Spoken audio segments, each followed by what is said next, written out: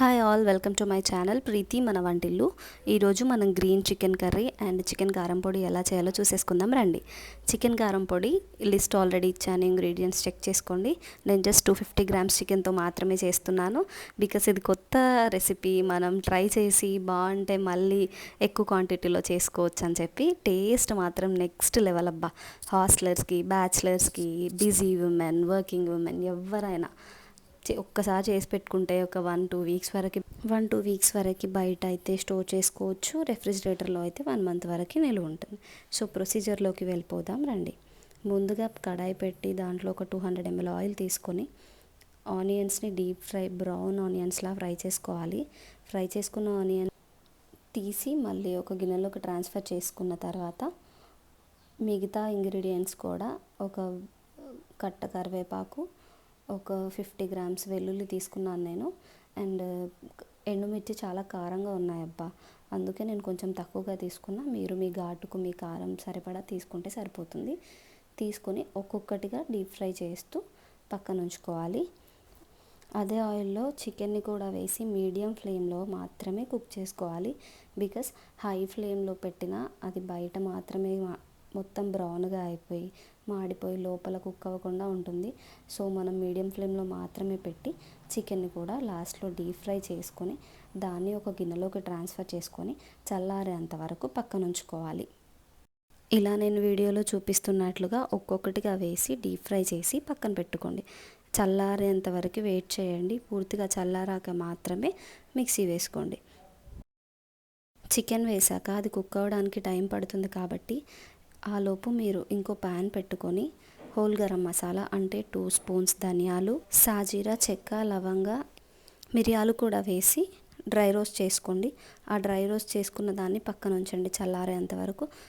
ఆలోపు ఒక mixie jar తీసుకొని మీరు ముందుగా ఫ్రై చేసి పెట్టుకున్న ఆనియన్స్, ఎండుమిర్చి, కరివేపాకు, దాంట్లోనే కొంచెం సాల్ట్, చల్లారిన మసాలా దినుసుల్ని కూడా వేసి మిక్సీ పట్టుకోండి.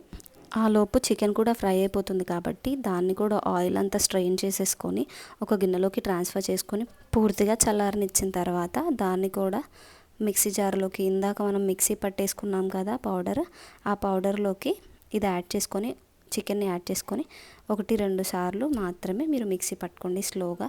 ఎందుకంటే ఎక్కువ సార్లు పట్టినట్టయితే అది మెత్తగా అయిపోయి అంత టేస్టీగా ఉండదు.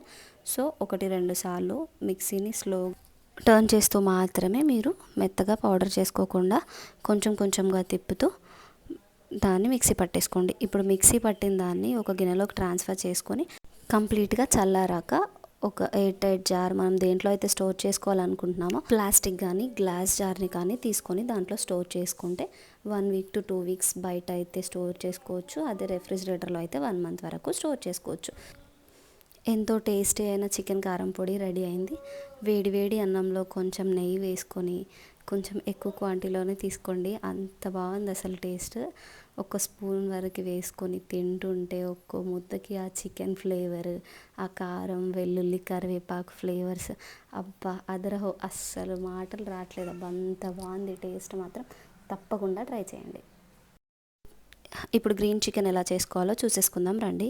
ముందుగా మిక్సీ జార్లోకి ఒక కట్ట కొత్తిమీర, ఒక కట్ట వరకు పుదీనా, ఒక 5-6 పచ్చిమిర్చి కారాన్ని బట్టి చూసి వేసుకొని దాంట్లోనే వెల్లుల్లిని కూడా వేసి మిక్సీ పట్టి పక్కన ఉంచుకోండి. ఇప్పుడు ప్యాన్ పెట్టి ఆయిల్ వేసి కట్ చేసుకున్న ఆనియన్స్ వేసి ఆనియన్స్ రంగు మారిన తర్వాత దాంట్లో పసుపు, జింజర్ గార్లిక్ పేస్ట్ వేసి మిక్స్ చేసుకోండి. మిక్స్ చేసుకున్న దాంట్లోకి చికెన్ ట్రాన్స్ఫర్ చేసుకొని మూత పెట్టి కుక్ చేసుకోండి. ఈ కర్రీలో మనం వాటర్ ఏం యాడ్ చేయాల్సిన అవసరం లేదు. బికాస్ చికెన్లో నుంచి వచ్చే వాటర్ దీంట్లోకి సరిపోతుంది. చికెన్ అంతా గిన్నెలోకి వేసుకున్న తర్వాత ఒకసారి అంతా కలిపి జింజర్ గార్లిక్ పేస్ట్, పసుపు అంతా పట్టేలా కలిపేసుకొని సాల్ట్ వేసుకోండి. సాల్ట్ కూడా వేసుకున్నాక దాంట్లోంచి వాటర్ బయటకు వస్తున్న టైం ఒక రెబ్బ కరివేపాకు కూడా వేసుకొని ఒకసారి మిక్స్ చేసుకోండి. మిక్స్ చేసుకున్న దాంట్లోంచి వాటర్ బయటకు వచ్చాక మనం ముందుగానే మిక్సీ పట్టుకున్న పేస్ట్, కొత్తిమీర మరియు కొంచెం గరం మసాలా కూడా వేసి ఆయిల్ బయటికి వచ్చేంత వరకు మీడియం ఫ్లేమ్లో కుక్ చేసుకోండి. అంతే, ఎంతో టేస్టీ అయిన గ్రీన్ చికెన్ రెడీ. మీరు కూడా నేను వీడియోలో చూపించిన విధంగా ఫాలో అయ్యి మీకు టేస్ట్ ఎలా వచ్చిందో నాతో షేర్ చేసుకోండి. Thanks for watching. Please do like, share and subscribe to my channel.